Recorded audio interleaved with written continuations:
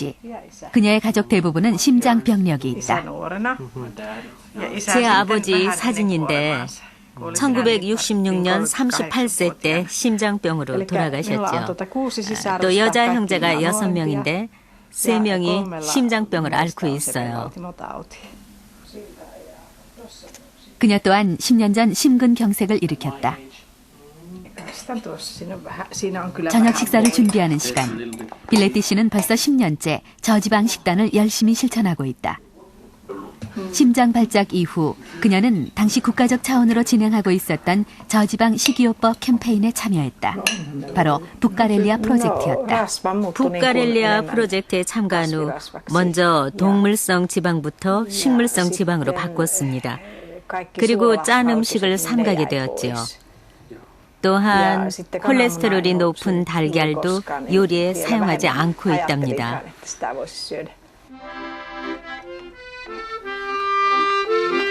호밀빵과 야채, 과일 위주의 저지방 식사를 꾸준히 해오면서 빌레티 씨는 점차 건강을 회복했다. 최근에는 약을 먹지 않아도 콜레스테롤 정상 수치를 유지할 수 있을 정도다.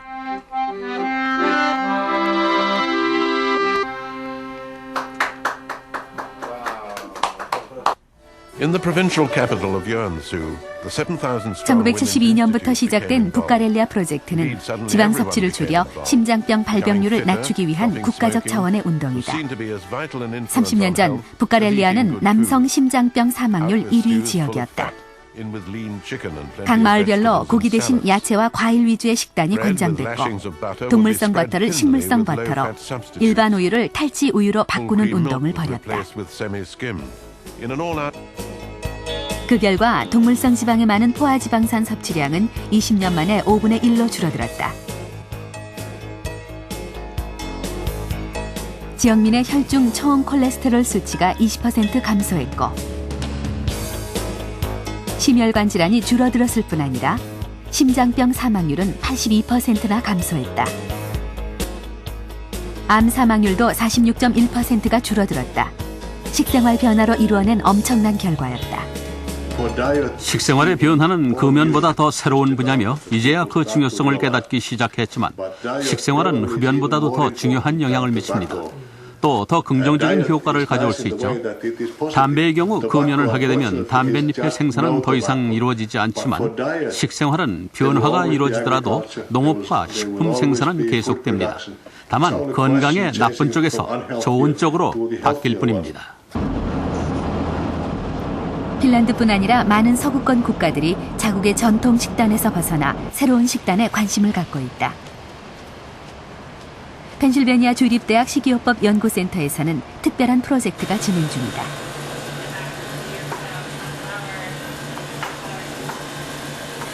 저지방 식단이 심혈관 질환 위험 요소를 얼마나 낮출 수 있는지를 확인하는 것이다.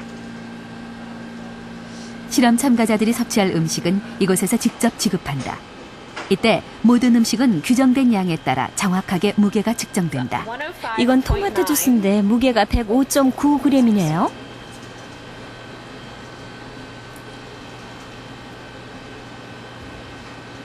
(98.2g) 정확히 100g으로 맞춰야 돼요. 딱 100g이네요. 물론 야채와 과일만 섭취해야 하는 것은 아니다. 포화지방이나 트랜스지방, 콜레스테롤이 낮은 호밀 등의 통곡물과 살코기와 생선, 그리고 저지방 유제품이 식단에 포함된다.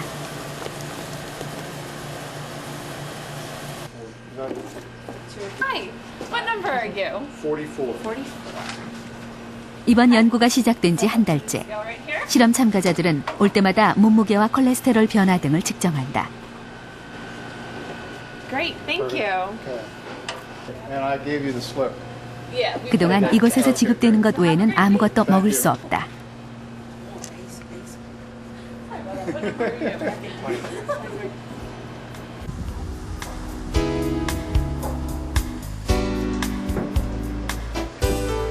식사 준비를 하는 몽고메리 씨. 식재료는 대부분 야채다. 몽고메리 씨는 6개월 전부터 펜실베니아 대학 식이요법 센터의 지도로 식이요법을 해왔다. 그녀는 심장병 환자였다. 건강도 좋아졌고 고지혈증도 좋아졌어요. 콜레스테롤 수치도 220에서 200으로 떨어졌고요. 약물 복용 없이 식생활 개선만으로 이런 결과가 나왔어요. 식이요법을 시작하면서 총 콜레스테롤 수치가 안정치까지 떨어진 몽고메리 씨. 그녀의 식탁에는 언제나 호밀빵과 신선한 야채가 오른다. 이런 변화는 몇몇 환자들에게만 해당되는 것이 아니다. 그동안 주변에서 식생활 변화가 조금씩 있었어요. 저는 50년대에 결혼을 했는데 그때는 육류가 주식이었죠. 그런데 시간이 지남에 따라 육류는 더 이상 주식이 아니게 되었지요. 50년대와 60년대 그리고 70년대까지도 미국에서 육류가 주식이었거든요.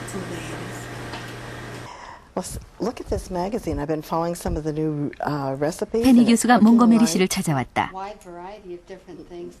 펜실베니아 대학의 식이요법 프로젝트의 총 책임자인 페니 교수는 한 달간 진행된 식이요법 연구에서 의미 있는 성과를 거두었다.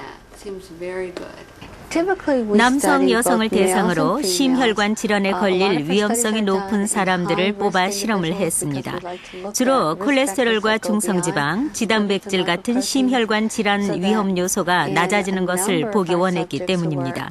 실험 대상자들은 50대 초반이었는데 실험 결과 콜레스테롤 수치가 20포인트 이상 감소됐습니다. 서양인들은 전통적으로 육류를 많이 섭취해왔고 유전적으로도 지방대사에 강하지만 고지방식이 심장에 부담을 주는 것은 마찬가지다. 이주해온 동양인 2세나 3세의 경우 문제는 더 심각하다. 이전 식습관을 고수하는 1세대들에 비해 서구식 식습관에 빠르게 적응하기 때문이다. 다른 문화권에서 서구 문화권으로 이주한 사람들을 보면 확실히 심장병 발병률과 위험 요소가 갑자기 증가됩니다. 이것은 주로 한 문화권에서 다른 문화권으로 이주하면서 생기는 생활 습관의 변화 때문입니다.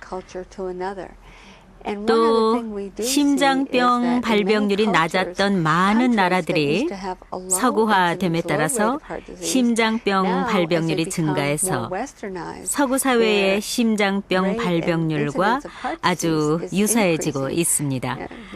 이런 사실들은 심장병 발병의 생활 습관이 매우 중요한 역할을 한다는 것을 증명해주고 있습니다. 최근 심혈관 질환이 늘어나고 있는 국내 한국인에게도 같은 방법으로 심혈관 질환을 예방할 수 있을까? 6명의 지원자를 대상으로 식이요법을 실시했다. 일주일이면 한 두세 번 정도 이제 술을 먹게 되니까 그럴 때 술안주로다가 이제 기름진 것을 많이 먹으니까. 본인은 제가 뭐 운동도 좀 안 했고 밥 양도 다른 사람에 비해서 폭식을 좀 하는 편이었어요. 그리고 좀 음식이 좀 편식이에요. 보이지 않게 야채 종류 잘 안 먹고 기름진 거 좀 많이 먹었어요. 병원 소아과 갔더니 그 측정하는 게 있더라고요. 그래서 그걸 봤더니 비만이라고 하더라고요. 식습관을 조사한 결과 지원자들은 거의 매 끼니마다 동물성 지방을 섭취하고 있었고 체중에 비해 체지방이 많았을 뿐 아니라 콜레스테롤 수치가 높은 사람도 많았다. 각자의 식습관에 따라 가장 효과적인 식단이 처방됐다. 아주 많이 넘으신 거예요. 이분들의 경우에 육식 위주의 식생활을 하고 계셨고요. 활동량이 굉장히 적었습니다. 따라서 운동 처방은 1일 100칼로리를 소모할 수 있도록 하루에 30분 정도 땀이 날 정도로 운동을 처방하였고요. 육류 대신에 등푸른 생선, 과일과 야채를 갖다 드실 것을 처방하였습니다.